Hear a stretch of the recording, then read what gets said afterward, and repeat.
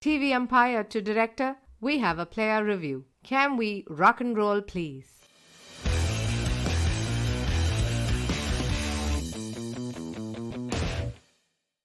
After the rain comes the sunshine, and after the maddening high up of episode 69 comes the sobering reality of episode 70. Hello, and welcome to yet another episode of Bits and Pieces, your friendliest neighborhood cricketing podcast, which promises to avoid any and all skirmishes in theory, except when cage matches are to be conducted over Ravichandran Ashwin fandom. Of course, we are talking about the IPL today because who even remembers that there's a World Cup later this year, except for a certain WhatsApp group somewhere.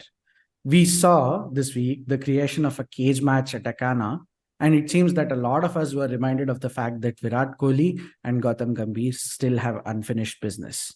I'm Samir, and keeping all cricketing events of the last week aside, I won't be divulging into a monologue to my fellow panelists about how हमारे पास सिर्फ 70 minutes है, given that we are recording episode 70 on this fine Sunday morning. But we are here to remind you of how we are 20 games away from the magical figure of 70 in the prelims or round robin or whatever format in the IPL, and how most commentators will now say that this is an open tournament. And as cliched as it may sound, they're right. One look at that points table and you'll see an eerie resemblance to cars stuck in silkboard waiting to cross over to BTM layout. Joining me today are two experts, one who brings a journalistic point of view and another who brings a product manager's point of view, as both of them collectively reminisce memories and carry the JD of every Indian domestic player in the tournament. JD as in job description and not Jack Daniels, because I know you're going to open the bottle shortly. Chopper Nose, aka Abhishek Chopra, aka Rangoli Man, is the one who actually fills color to the entire long drawn narrative, long drawn tournament in this IPL. And it's only fair that he talks about some six hitting events while he plugs the other pod he's on. So go ahead, Chops, don't keep us waiting. No, I have absolutely no clue what we're going to talk about. But without revealing the other panelist and taking anything away from your intro, I'm very excited only because he's around. After dropping like a million bangers and zingers on the WhatsApp group, he's finally on the podcast. So very excited about that. The other podcast is, of course, Heads and Tails. Thank you, Samir, for putting that in. The last episode that we recorded was inspired by Tim David, his six-hitting streak against one of the IPL teams. I don't remember which one. You don't even remember. That's how long the IPL has been, right? Probably Rajasthan. It was against Punjab Sunrisers. Punjab. Punjab was not it. Punjab. Vamu, which one was it? All hitting streaks in the IPL have to be against Punjab. Punjab Kings. Okay, we'll go with Punjab then. Some team. He hit 3-6 against some team, and so we spoke on our podcast about 3 sixes on the trot by Dhoni in the West Indies in 2006, by Dravid in England in 2011, and going back to Kapil Dev, who hit 4 on the trot in 1990 versus England. So that was our last episode. Thank you so much, Samir. Didn't Agarkar and Zahir Khan also qualify there? We could only do a few of them, Mamu. So I mean, I would have loved to do more. But also there we have proper editors, unlike this podcast. Improper editor's note. The casualty in that Mumbai chase was indeed RR when Jason Holder, who's now Wason older, bowled with his pace on shoulder 3 balls like a mason boulder, and the match that had a chase on smolder met its end with a blazing soldier, aka Tim David's bat that smoked 3 sixes. What of Punjab, you ask? They did fall to MI in a chase where Tim David hit 3 fours and no sixes, and Tilak Varma saw them home with 3 non-consecutive sixes. Man, I would win so many quizzes and comeback contests if I were allowed to buzz in from the editor's table. Oh, what is that? And what of SRH, you ask? Well, yes, they also beat RR thanks to 3 consecutive sixes from Glenn Phillips. But before this editor's break turns into an editor's heartbreak, back to your original cuties. Also, last week was like streak of 3 sixes, right? Like what Rahul Tewatia hit 3 sixes in like a losing cause against DC. Phil Salt hit 3 sixes against 3 sixes, or was it 2 sixes yesterday against RCB? So lots of 6 hitting spree. But coming back to who's rounding off this insiders or dugout level panel is Vamu, Varun Murali, who's been keeping an eye on a lot of numbers, knows a lot about up and coming players. But this time, although I led the theory for the later part of the episode, even he kind of agrees that there's been no Tewatia levels of tearaway performances from a lot of the Indian talent. I think aside from Yashasvi Jaiswal, of course. So, Vamu, just tell us how the next few weeks hold and how I can rescue my fantasy team. Yeah, it's totally in the dumps. It's been like a very, very like different IPL. Like usually, like I mean, at the start of the IPL, like who would have imagined that your top wicket takers would be Mohammad Shami, Mohammad Siraj, Piyush Chawla. Like it's just been Tushar a mad Deshpande. ass IPL. Tushar Deshpande, who can forget Bedex Junior? So just been a mad ass IPL that way. So I think I was just like collecting my thoughts for this IPL. It's just been a weird IPL that way in the sense that for the first time you don't have like new top order Indian batters doing well. Instead, you have some good young Indian finishers doing well. Like you have Dhruv Jurel, you have Tewatia as well. You have like the Jitesh Sharma from Punjab. So I think that's been a welcome development this IPL, given how badly we struggle at the national level as far as finishers are concerned. But yeah, I think the bowling again has been like random. I mean, I remember after the last World Cup, Nitin Sundar went on a monologue asking about Mohammad Shami's T20 credentials and like like how can you even think of constructing a T20 team with Mohammad Shami in it? But he's been the standout bowler in the IPL by like a country mile. Like his new Yeah. ball spells have been absolutely mind blowing and is probably the main reason why GT are topping the table right now. If GT are topping the table, If that is. No, but I think it's safe to say for record that GT might as well top the table unless there's like a major meltdown from them. But fair point about Shami Siraj, who has a stellar power play, who had a stellar power play record before yesterday, but was taken to the cleaner. But everyone has an off day. But given that highlight of last week has to be that absolute meltdown at Ekana. What was that fight? What was that Royal Rumble that followed the IPL, right? Last Sunday, before or actually before the match or the day of the match, I don't remember any of that. But at some time, during that conversation, Tony, the godfather of the podcast, mentioned how we don't have any drama, any characters, anything in the IPL this time, and it's getting really boring. And we need more needle, and I don't know, some fancy words he used. And Vamu and I were there, and Kaustubh was there, long forgotten member of the WhatsApp group and the podcast, and Vipul was also there. So 5 of us were listening to Tony go on about how there was no drama, and I mean they promptly delivered.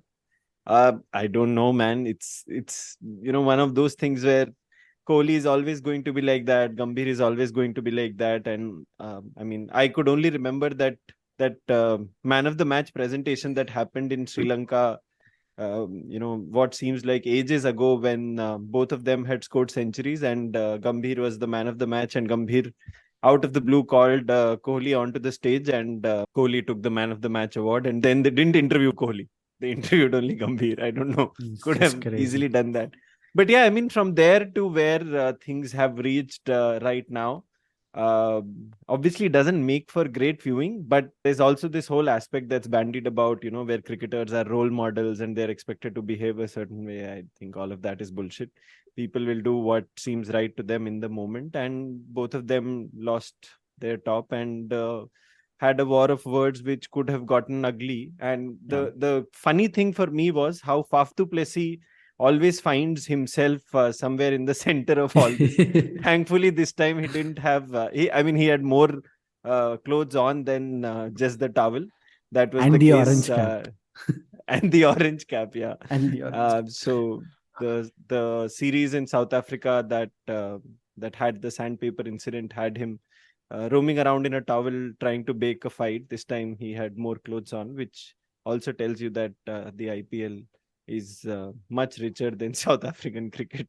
Unfortunately, but the trouble was brewing, right? Like this transpired to that one run win that LSG did over RCB at Chinnaswamy, and then Gambhir came out to the crowd and then just silenced them and all of that. It was always bubbling. So even throughout this game, Kohli was animated. He was gesticulating towards the crowd about how Gambhir was, and there was a particular DRS review where which LSG took, which was sure shot. They knew that they were gonna fail, but yet after the decision again, Kohli suddenly is animated, and how he was like speaking to Kyle Myers, and suddenly Gambhir turns up, doesn't shake hands, and then it's just like SmackDown, Royal Rumble, WrestleMania that happens. I think I have a slightly outlandish theory to this.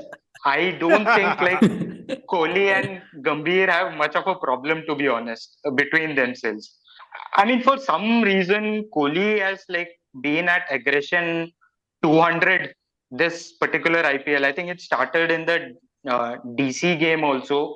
Now we can all do forensics about like whether Ganguly ran away or Kohli ran away, but like that also left a bit of a bad taste in the mouth, because you're talking about two legends of the IPL, and like really figuring Ganguly, out a legend way. of Ganguly, IPL. Ganguly is out. He is a legend of the IPL. Come on, he's like Legend was previous legend of IPL governing council. That is his claim to fame, probably.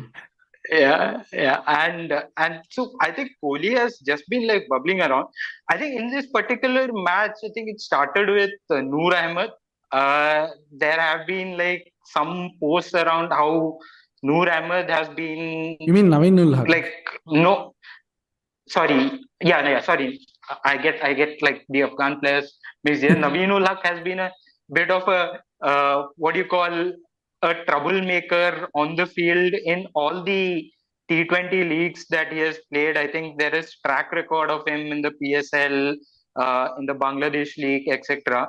So I think the whole incident started with on a low, slow wicket, Mohammad Siraj losing his head and starting to bowl bouncers out of nowhere. It's like the worst over of bowling that I've seen this IPL, because it was just like giving pace and bounce on that wicket on a platter to a tailender. And poor Mishibai as well, like has this IPL contract where he'll like burn only 200 calories per day with LSG, is made to bowl 4 overs that day, had to come out to bat and like run for 20 to 25 runs. I mean, I really felt sorry for him, because I mean, it's just like, I mean, a guy who is like just impacts up there into bowl and hopefully avoid fielding, he had to do the whole hog that day. So I think it just like started from this whole Naveen Haq thing, and obviously with RCB winning, Kohli can go overboard a bit. And obviously, Gambhir, the competitive guy that he is, he was going out looking for a fight, basically. What is weird, really weird here, and there are like a couple of incidents. The IPL governing council immediately fined them. And the next day, Kohli was on Instagram with a couple of new sponsors, and he had like a couple of guys like, "Oh, isne already fined chuka liya." Yeah. And after that, he seems to have gone and written a letter to BCCI of all people, saying that I wasn't in the wrong. Why was I fined, etc. Like it was just something on the field. I don't agree with like my match fee deduction of 100%, etc. Going on, and with somebody like Kohli, I thought he would have like put a full stop after the game, but it just seems to be going on and on. Kohli is somebody who obviously does like rely on this to give him performances a bit of a kick. But unfortunately, Siraj has also taken the aggro bandwagon, and his bowling has been horrible in the last two matches. I think like what had started off as a dream IPL for him, where he was again like along with Shami the best bowler, the last couple of matches his bowling has gone to bits, and you can again he was again picking up and pieces and bits and pieces, aggro yeah. with with Phil Salt yesterday. So yeah, I mean, it's just weird. I mean, like it's almost as if acha, IPL no TRPs. Let's make some TRPs and let's just keep going. The players have taken it at their end. Basically, it's just weird. Yeah, I mean, Yeah, when one. Samir, when you mentioned SmackDown or something, I was imagining a return match between these two teams at Chinnaswamy, Lucknow and Bangalore, and then the DJ playing the Kurt Angle music on the speaker, and then the cameraman panning towards Gambhir, and then the crowd chanting "You suck." That would be fun.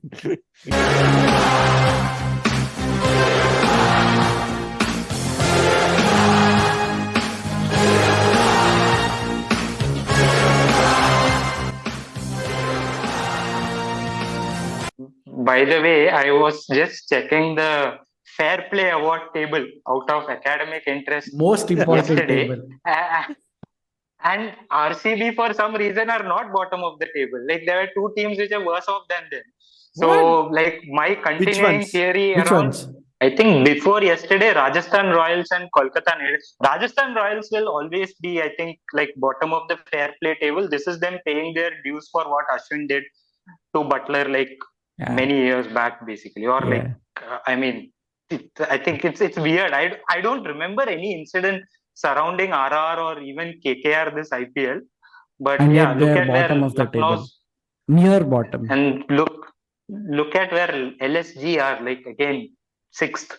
We should send all their papers for reevaluation. I think this just makes no sense. Delhi Capitals is top of the table, and they're like what, eighth or ninth? What is this? This table, this fair play table does not make sense. I have seen a bit of a correlation that like the team that finishes bottom of the table in the IPL is usually like top of the table on the fair play league. I think it happened with CSK like whenever they finish bottom of the table. So there is some kind of correlation basically. Crazy. But yeah, I think the one thing about the IPL that has fascinated me the most is how the fair play table works. Like, does like the team which finishes top get something for being top of the fair play table? Yeah, I mean, they might get like 1 lakh Paytm, 1 lakh rupees in Paytm cash or something, probably, because I still remember there was this nice throwback, interesting anecdote. If I were to use Nitin Sundar's analogy, I remember the first game after demonetization. I believe this was India Sri Lanka or India New Zealand, and Kedar Jadhav, who's now coincidentally playing for RCB, was the man of the match, and he got his man of the match award not as a check but as some 1 lakh or 10 lakh in Paytm cash. And then there was a Lenovo tab or something on which they clicked, and then there was that Paytm animation that came on the award screen. So there was basically no use for the person who was giving out the award. You would give out a check, but this person clicked on a Lenovo tab and Kedar Jadhav received it as a QR on his phone. So I am just laughing at if probably there is something like this at stake for all the teams. But it's interesting to see how the fair play table is entirely not mirroring the log jam that is there on the points table today. Only one team probably clear from the rest of the 9 teams, and probably barring Sunrisers Hyderabad, which I think is another one of those things that might not age well, because last week I'd said DC are academically out of it but mathematically in it. Probably Orange Fire team is out of it, but unless if they make any effort against RR and then crash them, this is probably the most open tournament we have seen in the last 5 so-called open tournaments with 20 leagues to go, right, guys? What are your thoughts? There is our favorite colleagues, Sandyji's theories about the IPL. So he has, like, besides this super over thing happening only during the night, he has another theory about this IPL, about how, like, usually every IPL there is like one team that is a standaway like leader. Number 2 and number 3 spots get like decided in the penultimate game of the IPL. And in the last game of the IPL, you invariably have 3 teams that are in a position to qualify like for the 4th spot. And it's like, I mean, if you like go back to the history of the IPL, It's I mean, true. 90% of the true. editions, 90% of the editions, this would have been true basically. Yeah. And every IPL, you will have one team who will be bottom of the table, like in the midpoint of the IPL, and then they will start putting together a run. I think this year I am watching out for Delhi Capitals to do that because I think they won, if I'm not mistaken, 4 out of their last 5 games or something like that. So Oh, wow. I think at this point it's safe to say that GT and CSK is through, and the two spots which should have ideally been LSG or RR are a little bit doubtful than what we are looking at from last week. I had like LSG topping the table at the start. I know it's going to sound weird that when I say this. With KL Rahul out, I expect LSG to miss out on the playoffs. They've gone for a very left field. Like, I mean, literally last week we were looking at the list of like elderly test statesmen who could make comebacks, or elderly cricketers who could make comebacks. Like, I think we had like Karun Nair on that list. We had Kedar Jadhav on that list, etc., for making a late comeback into the WTC team after the selection of Ajinkya Rahane. And now all of them have now IPL teams where they are going to start. So this is like really fascinating. That teams who had like zero like use of experience when the bidding, auction, etc., was taking place, now they are like rushing for the very same players towards the end. So it's like it just speaks to the horrible auction strategy that most of these teams employ in the first place. Kedar Jadhav actually, I mean, when Sanjay Bangar reached out to him, and I think this has been quoted as well, Kedar Jadhav thought that RCB were reaching out to him for a coaching role, basically. So I mean, that's how like weird it is. Karun Nair and Samir can correct me if I'm wrong. I don't think he's been there in the Karnataka T20 team either, basically. So for a like while now. He's not. for He's him not. to like LSG to like go and like it's almost like a Kannadiga quota there. So KL Rahul is out. Like, who is the next best Karnataka batsman we can find? So yeah, in comes Karun Nair. So yeah, back to the main point. I think LSG are going to miss out. I actually expect Mumbai Indians to make it through. They've got a few matches remaining at the Wankhede where I think they have now become quite formidable chasing scores. The fourth, I think, will be like a toss-up between RR and maybe even DC. I think I expect both of them to make like solid late runs. Last week when we were recording, DC had to win all their remaining 6 games out of the remaining 6 to even make a run for the playoffs and for other things to happen.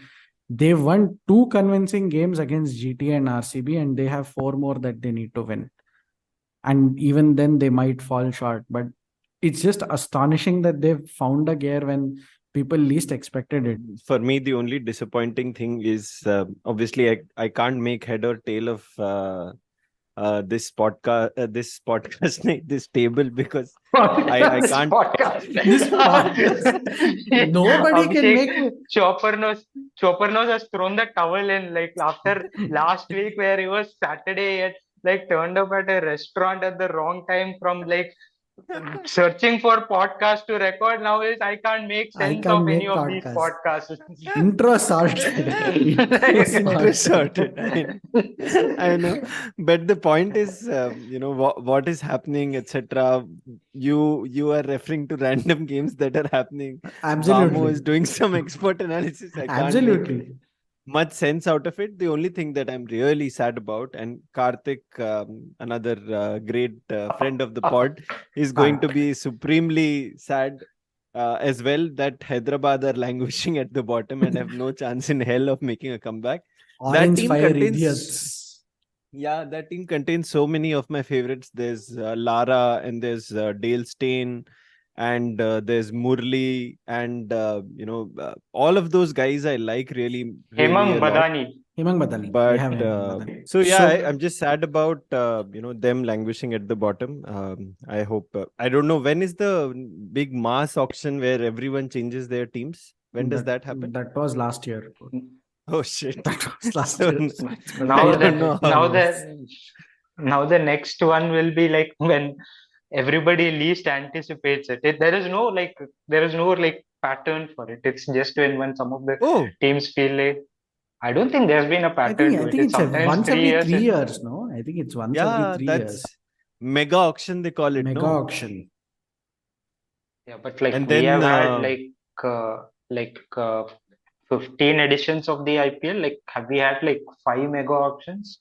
I think we've I had don't like know. 4, I believe. There was one between, I think, 2017 and 2016 or what, 2016, No, but 2015. I think last time after the last mega auction, there was a lot of news that like mega auctions may be a thing of the past going forward. Yeah. Oh, okay. Because I mean, I think there was some disappointment at why teams are not able to regain players who they have like put trust in, especially youngsters, etc. So I wouldn't be like surprised if we don't have another mega auction for a while. And now, anyhow, teams are like choosing to let go of players after one season also, right? So Yeah. it just becomes a field where like I think it becomes more of a playing field where teams can actually build teams focusing on the long run.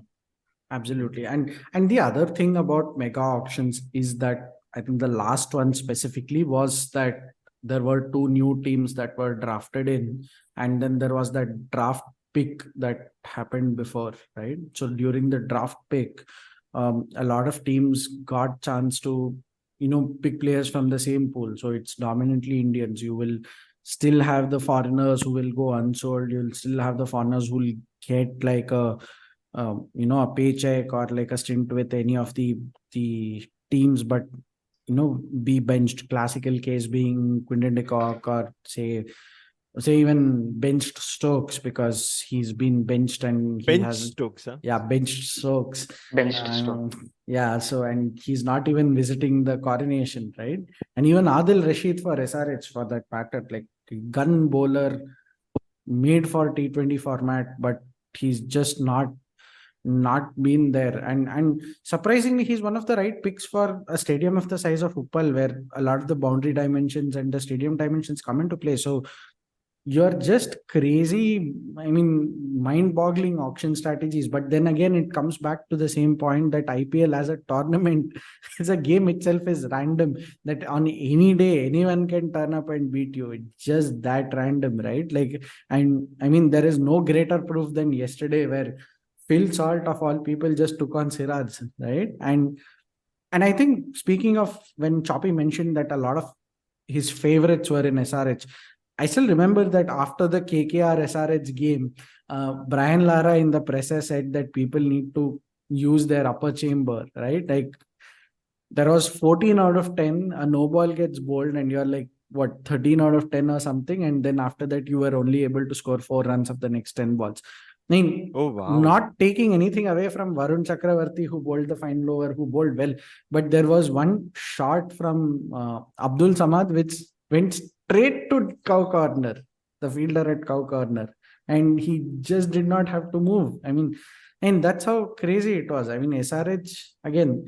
Yeah, I he was literally just using the upper chamber and not the long chamber, Yeah, basically. yeah. No one's used the long chamber, and I think one thing is fairly clear at this point.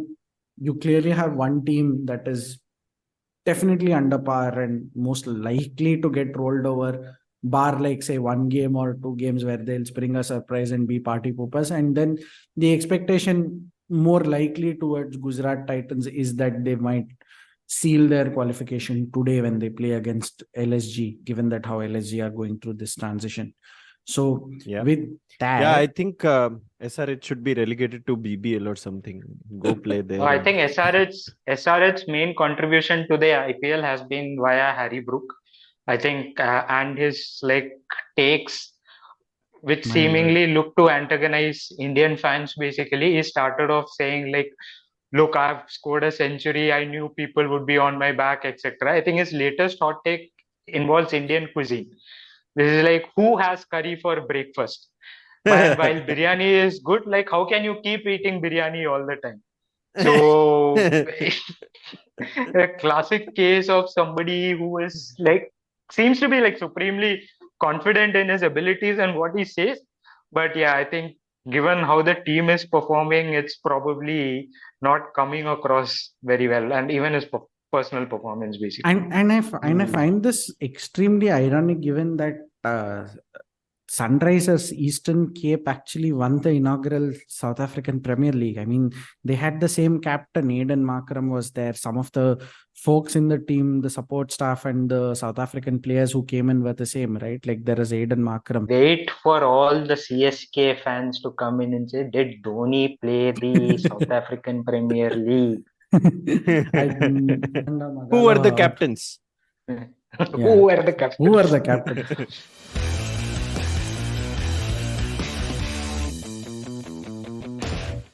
I think we should now listen to Vamu's theory about how Rohit Sharma is going to be the next CSK captain. That is like a done thing, right? Because I think Danny Morrison asked in just this year, like to Dhoni, like, how are you enjoying your last season? And Dhoni is immediately like, you guys have already decided it is my last season. This fellow is like going to be like now from specialist wicketkeeper.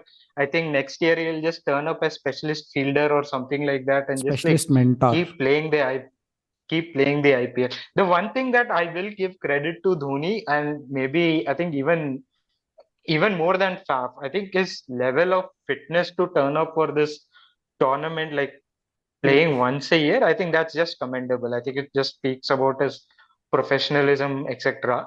Though his keeping has been quite ordinary this season, but generally doesn't like look to be somebody who is struggling for fitness, etc. So I think that's credit to him.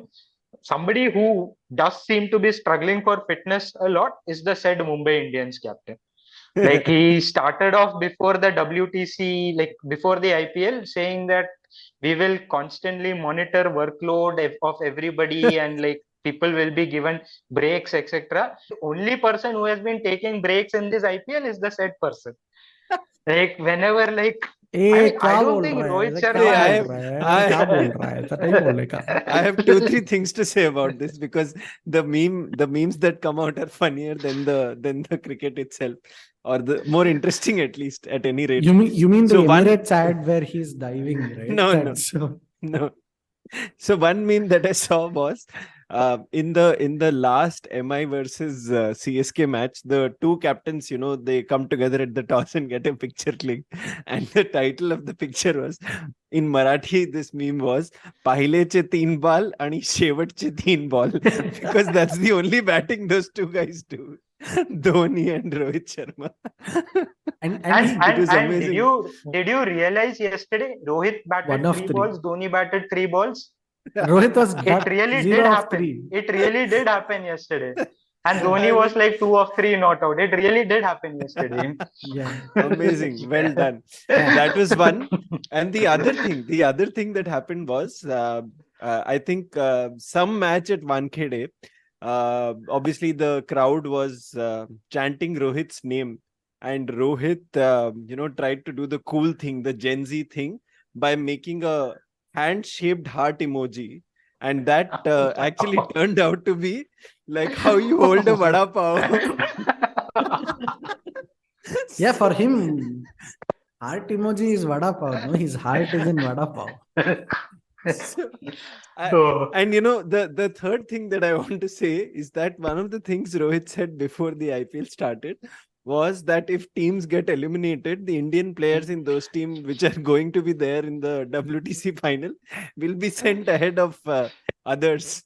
And this, of course, is courtesy our aspirational sponsor, Thomas Cook. So he's so sure of that, he's putting himself out there for elimination, so that he can fly early to England. He's probably either jinxing himself or reverse jinxing himself. I mean, while the actual jinx just goes and plays like crazy, and he's got a seat into the WTC, like Rahane. But having said that aside, I mean, I just think that if you remember from a couple of seasons ago, Dream 11 did this ad with Ashwin. Couple of seasons ago. I mean, that's how I'm like, I don't know. Lost sense of time after 2020. So A couple of seasons ago, Dream 11 did this ad with Ashwin. Ye Muttu mere ground ka bahar soup bechta tha. You can actually repeat that same ad with Rohit Sharma and some vada pav seller. Probably Aram Vada Pav or whichever is closest to Oval Maidan, right? Like, do that. And instead of Aram getting Vada on- Pav actually makes sense. I mean, that's exactly आराम on brand. Yeah, आराम मैं आराम से खेलेगा 3 बार खेलेगा. It's very much on brand Yeah. sponsorship. But then this is one of those first you heard here at BNP podcast. Rohit Sharma as captain of CSK in 2024. Are you going to whistle Podu or are you going to do Vada Pav Podu? Anyone's guess it is.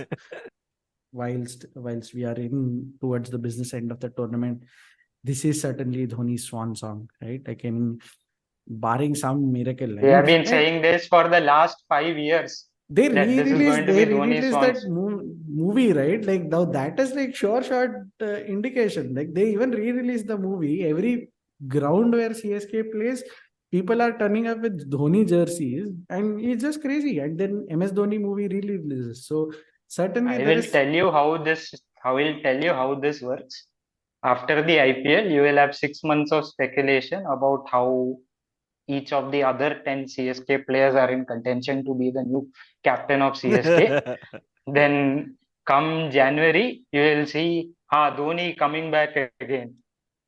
It's been happening for the last No. 3 There will years be- without fail, and I don't see it like changing again. Especially given how like CSK are able to manage with so little of Dhoni. I don't really think there is any combination issue or anything. So I just think Dhoni is going to continue.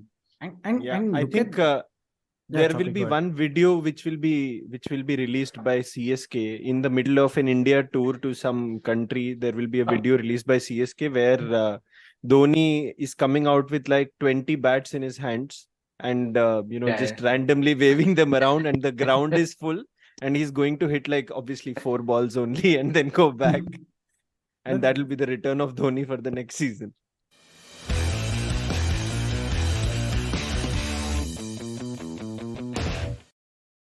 Vamu, how many of our squad members for WTC are now injured Yeah. and out? That was the next thing that I was coming to. Like before the start of the IPL, I was honestly worried about all our like bowlers because we don't really have a lot of like bowling depth there. Like I think outside of Siraj and Shami, like the third seamer, I think it's a bit of a lottery there. So that is where I was worried. But now you have our batsmen going down like 9 pins basically. You had like, I mean, Pant, of course, that was an unfortunate incident altogether. Then you have like Shreyas Iyer, who would have probably have been like a sure shot starter. Last week, I felt badly for KL Rahul because he was like backup for all the positions in the team. So I think there goes another starter for you. So I think the only guy who is like really seems to be safe is good old Mahendra Singh Pujara. Pujara, who is like scoring century after century and is like asking umpires also, अच्छा Steve Smith जब batting करने आता है out दे देना उसको. wait, don't they play for the same team? Yeah, they do. They did, but like Smith got an absolute shocker. Like got You out should talk about LBW. it. You It should was, talk about this. I mean, it shocker. was near. So this bowler is very funnily named Tongue, the Worcestershire bowler, and this is like a very harmless middle of the pitch kind of a ball that strikes Steve Smith somewhere near his pajame ka nada, and he's promptly given out LBW. I mean, can't obviously react much because he's only playing 3 games for Sussex. But I think, I would like to believe Vamu's theory that the other Steve, Cheteshwar Pujara, had something to do with it. Yeah. And he's caused this dismissal so that Steve Smith doesn't get a chance to practice well before the Oval final.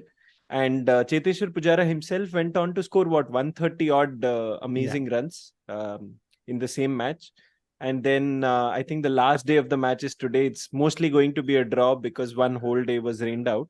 But yeah, for Pujara, nothing succeeds like Sussex.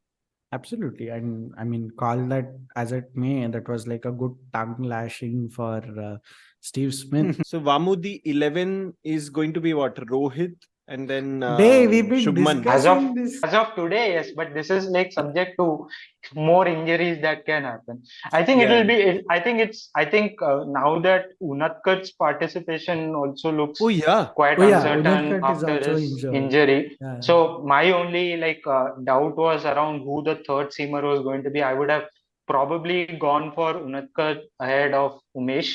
Uh, in the scheme of things, for variety and Unatkat also, like, I think gives a bit more like dry bowling as compared to Umesh. I think between Umesh and Shardul, I think the preference would be to start with Umesh. I think playing Shardul as a third seamer in those conditions, I think may just be a bit of a stretch. So I would think Umesh starts as the third seamer along with Siraj and Shami, and But along Bedex, with the two but spinners. Bedex has not been doing anything, Hey, right? but Like there's by this enough season, space for everyone, no? You have okay, wait. You have 5 of these. Siraj, Shami, Umesh, Umesh, Bedex, Ashwin, Jadeja. Ashwin Then you have Jadeja. KS Bharat, that makes it 6. And then Yeah. you have Shubman, Rohit, Pujara, Kohli. And who's the next one? Of Rahane, course, our specialist slip catcher. Jinx, Rane, Oh, Rahane. Rahane. Oh, Has to be yeah. Oh, Rane. shit. Rahane gets a place in the 11 now. Nice. So 5 batsmen, 5 bowlers, and 1 keeper. Nice. I Yeah, don't Yeah. think we that's- have a sixth batsman to call on, even if we wanted to change the combination slightly. Yeah, I don't think that's I, possible. I think at all. I think they'll call one of the wicket keepers or the batsmen who are in the India A fringes, probably someone like say an Abhimanyu Ishwaran or someone, or who's the other guy, Upender Yadav or Yeah, but Upendra none of them are Yadav. going to. But no, None they're of not them are gonna going to play. start. They're not gonna play, but they might be drafted in as covers, given that anything might happen, right? Like the IPL, like WT. And our favorite backup will definitely be there, namely Ishan K. Ishan. So Ishan he'll be like Keshan is already there. I think they even named Nice. Navdeep Saini, Natarajan, not Natarajan, Oh, Mukesh Navdeep Kumar. Saini. Yeah, what has The happened to form him? He's fast not name. in the I IPL. think no? I think Net Navdeep bowling. Saini, Natarajan, all backup is pure like trying to replicate Gaba vibes basically. There is no Yeah. other logical reason for all these guys to be named as backup for a test match today. I think this is all just pure replication of Gaba vibes. I think Jami sir and Rohit have decided like मतलब देखते हैं गाबा में let's see who are the Tuta. backup net bowlers. We'll call all of them and we will replicate Gaba vibes basically. That's what is happening. टूटा है Oval का घमंड.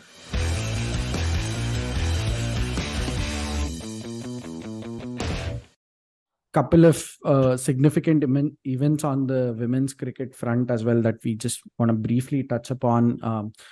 Two stellar bowlers, Shabnam Ismail and Catchgiver Brunt, have announced their retirement, both in moving posts, and both of them have done to the women's game that nobody can ever imagine.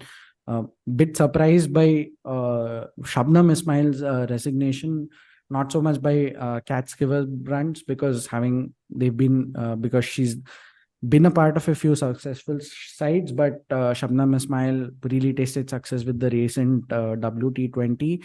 So, folks, thoughts on this? Where does women's bowling go forward? Because they've retired fairly early, I think, by the looks of some of the numbers, right? Choppy? Yeah, no, I think South Africa perhaps need to do something. The men's cricket obviously is not in great shape in that sense, but I don't know, maybe 5 of their stalwarts have retired in the past few months or Yeah, more, because of probably. fitness And issues and because of protests, Yeah. right? Like Diane Van Niekerk, Yeah, most so- famous name. Shabnim Ismail So out going of away. my ignorance, like has there been a reason being given? Like is it to play in more leagues or like I mean Yeah, I think is it that's just going to be the case, Vamu. Shabnim is still going to play in T20 leagues around the world now that the WPL is also there, which obviously has bigger money than most of these other leagues. She's probably going to focus on that a lot more. Hopefully that's the case, and we continue to see her pace bowling in these leagues. But yeah, I mean, other than that, it's just sad for South African women's cricket because they've lost quite a few of their stalwarts to for various reasons, and Improper management. Let's call it out for what probably it yeah, is. probably yeah. And then Siver Brunt, obviously, I mean, a complete hero of women's cricket in England and around the world.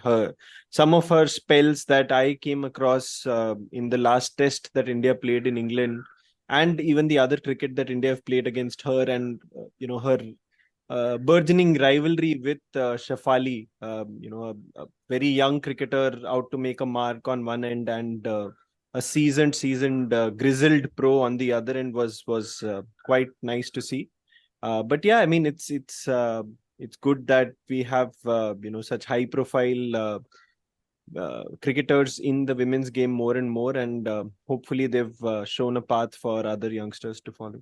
Absolutely. Yeah, I think that Catherine Brunt versus Shefali battle, I think, I mean, now that we reflect and look back on Catherine Brunt's career, that like had traces of or shades of Merv Hughes versus Tendulkar during Tendulkar's debut tour of Australia. Like you have Bah. like So a bowler who is very mean and like who looks ferocious against a young prodigy. So yeah, that's just a reflection on my part.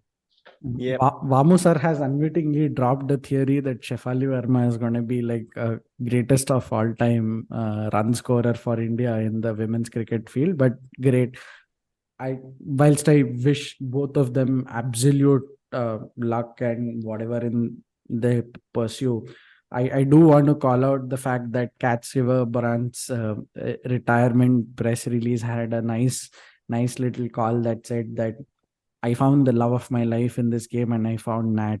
So it's just a beautiful touch to that love story that was running. Yeah. And I don't think, I think the naming confusion initially aside, I think it's just a beautiful thing to have happened on the field. So wishing them both of luck and hoping to see them probably somewhere in the near future in WPL, hopefully wearing RCB colors and winning the cup there. But then once someone remains eternally hopeful. So I think the last thing that I just quickly want to point out is kudos to Pakistan, number one in that ODI league table after their victory crazy against New Zealand. I think credit to them and credit to Babar Azam. A nice little touch there. I think May 6th is when they became number one, and that was like exactly 9 years after Babar Azam received his first call up to the Pakistan team as part of a preparatory camp. So there is a tweet from Babar on 6th May 2014. So that was a nice touch. Also, the legend that Babar, he is now the quickest to 5,000 ODI runs.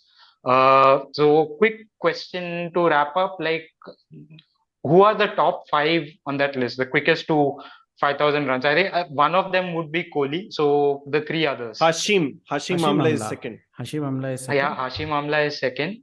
I'm going to go with ABD. Nope. Martin Guptill. No. Martin, nope. I don't think he has even 5,000. Think. Anyway. Third is old school and fifth is like a modern left-handed opening great. Dravid and Ganguly. Old school, yeah. Old school. Third is the one and only Viv Richards. Vivian. Yeah, Viv Richards. Correct. And who did you say is the last one? Modern day left-handed. Modern left-handed opening. Warner. Opener. Yeah. Warner. David Warner. Nice. Good. So, but like Babar is like 97 innings, Amla is 101 innings. So credit to Babar. Also talking about the ODI league, I think it's a nice touch that Josh Little has left the IPL to play 3 ODIs against Bangladesh as Ireland look to qualify directly for the World Cup as per that ODI Super League that hopefully Tony has been updating regularly. Hopefully. The surprise there is that like Ireland are also playing a test match against England post the IPL, and Josh Little has been rested from the Ireland squad. So it just shows priorities of international teams these days. It's sad on reflection. I would have thought it would have been a huge event for Ireland. They do have a couple of good seam bowlers. Otherwise, it's not as if Josh Little has been playing first class cricket consistently. But it's just sad to see that he's not part of the test squad. Yep, yeah. I read that too today, and yeah, it's a sad little thing to happen. But yeah. Yep. And on that note, here's Choppy, Vamu sir, who just dropped two amazing theories, and you heard it first on Bits and Pieces. And yours truly, Samir, calling curtains on episode 70. And yes, here's hoping that by the time this podcast rolls back on next Sunday, we will have some little clarity on who's going to qualify. So that's it from us. Say bye-bye, folks. Bye. Bye. And hopefully no more injuries for the Indian cricket team next week. Yeah. Hopefully.